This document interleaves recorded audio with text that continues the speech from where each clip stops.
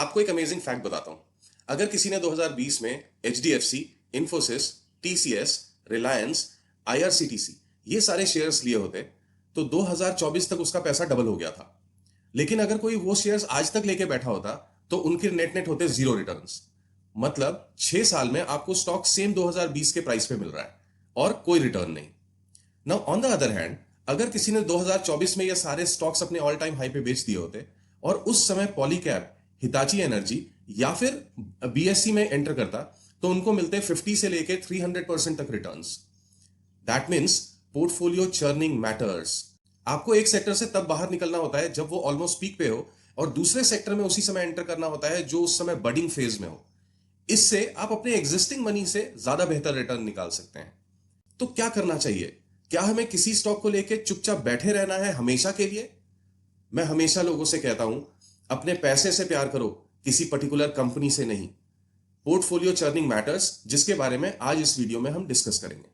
अब यहां पर मुझे कोई राकेश झुंझुनवाला जी और टाइटन का एग्जाम्पल देगा कॉन्ट्राडिक्ट करने के लिए कि उन्होंने तो शेयर्स के अंदर इन्वेस्ट करके बहुत लंबे टाइम तक इन्वेस्टेड रहे, तब उन्होंने रिटर्न बनाए।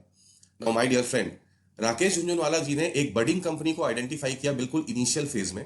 2002-2003 में उन्होंने पैसे लगाए जब टाइटन 30-35 रुपए पे था और 2013 में उनका इन्वेस्टमेंट टाइटन कंपनी में 8.5% तक बढ़ गया। लेकिन करंट डेट में उनका इन्वेस्टमेंट 5.3% है, जिसका मतलब है उन्होंने उस कंपनी के शेयर्स भी बेचे और उस पैसे को किसी और कंपनी में लगाया। लेकिन क्या आप रिलायंस, एचडीएफसी जैसी कंपनीज में इन्वेस्ट करके आप इमेजिन करते हैं कि वो कंपनी यहां से 50 गुना 100 गुना हो जाएगी अगले 15-20 साल में? मुझे तो इम्पॉसिबल सा लगता है। These companies are large cap companies. बहुत मुश्किल है कि वो यहां से भी 4 गुना 5 गुना हो पाएगी। तो क्या करना चाहिए? क्या हमें स्टॉक बाय करके चुपचाप लेके बैठे रहना चाहिए?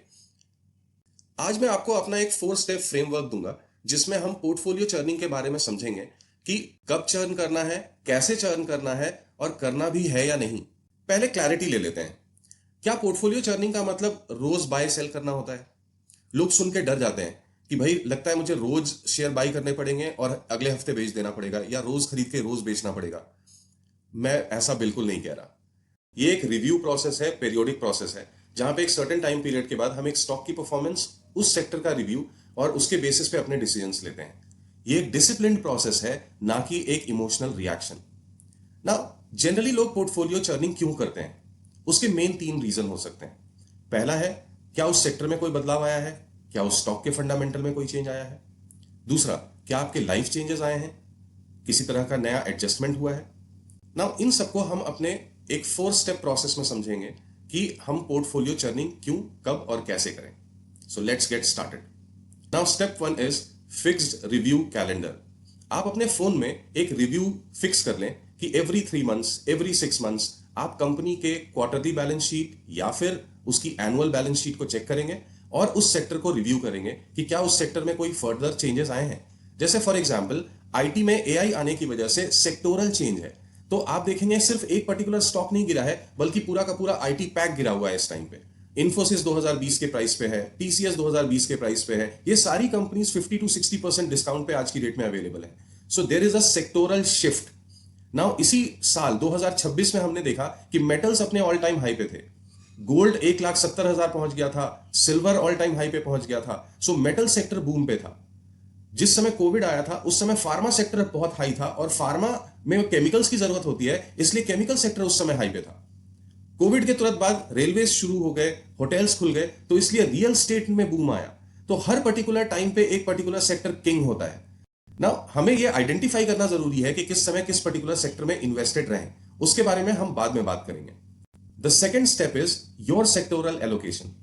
मान लिया आपने आज की टाइम पे इन्वेस्टमेंट शुरू करी होती तो मेटल्स इस समय हाई पे थे, हो सकता है आपका एलोकेशन मेटल सेक्टर की तरफ ज्यादा हो गया होता और आफ्टर सर्टेन टाइम आपको यह एनालाइज करना पड़ेगा कि क्या मेरा पूरा का पूरा पोर्टफोलियो एक पर्टिकुलर स्टॉक या एक पर्टिकुलर सेक्टर की तरफ ज्यादा झुका हुआ है।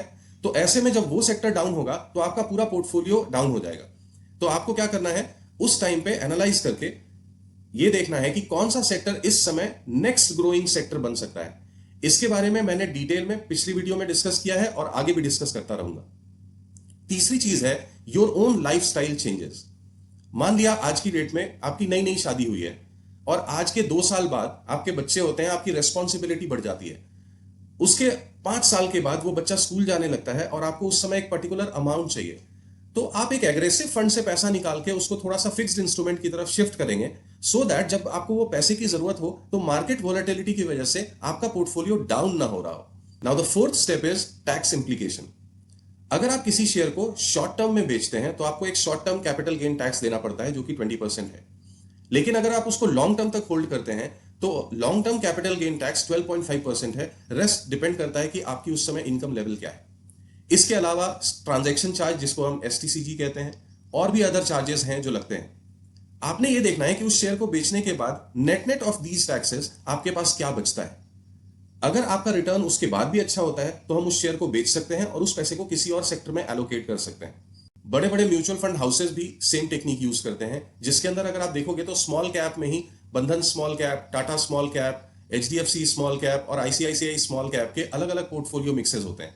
किसी का आईटी में ज्यादा इन्वेस्टमेंट होता है, किसी का बैंकिंग में ज्यादा होता है, किसी का रियल स्टेट में ज्यादा होता है। सो ये डिपेंड करता है उस पर्टिकुलर फंड हाउस के फंड मैनेजर की चॉइसेस के हिसाब से। तो इसलिए आप भी इस तरह का मिक्स अपने लिए बना सकते हैं। याद रखिए, चर्निंग का मेन मोटिव ये नहीं है कि आपको पोर्टफोलियो बार बार बाय और सेल करना है। चर्निंग का मतलब ये है लॉजिकल डिसीजंस लेना है, डिपेंडिंग ऑन मार्केट में इस समय क्या चल रहा है, आपके लाइफस्टाइल में क्या चेंजेस हैं और कंपनी के फंडामेंटल में कोई चेंज हुए हैं कि नहीं। इन सबको देखते हुए आपको एक जगह से पैसा निकाल के दूसरी जगह लगाना है और अपने पैसे को सिक्योर करना है, अच्छा रिटर्न कमाना है, इन्वेस्टेड रहना है। अगले वीडियो में हम बात करेंगे कि कैसे हम पहचाने कि किसी पर्टिकुलर स्टॉक या फिर किसी पर्टिकुलर सेक्टर से हमें एग्जिट करना है, कब करना है और इस पैसे को कहां लगाना है। इनके बारे में हम डिटेल में नेक्स्ट वीडियो में डिस्कस करेंगे। अगर ये 4 स्टेप फ्रेमवर्क आपको अच्छा लगा है तो लाइक करें, सब्सक्राइब करें और शेयर करें, और नीचे कमेंट में लिखें कि आप इन्वेस्टेड हैं या नहीं और कितने फ्रीक्वेंटली आप अपने पोर्टफोलियो को रिव्यू करते हैं। मिलते हैं अगले वीडियो में, तब तक इन्वेस्ट करते रहो, जिद्दी इन्वेस्टर बनो।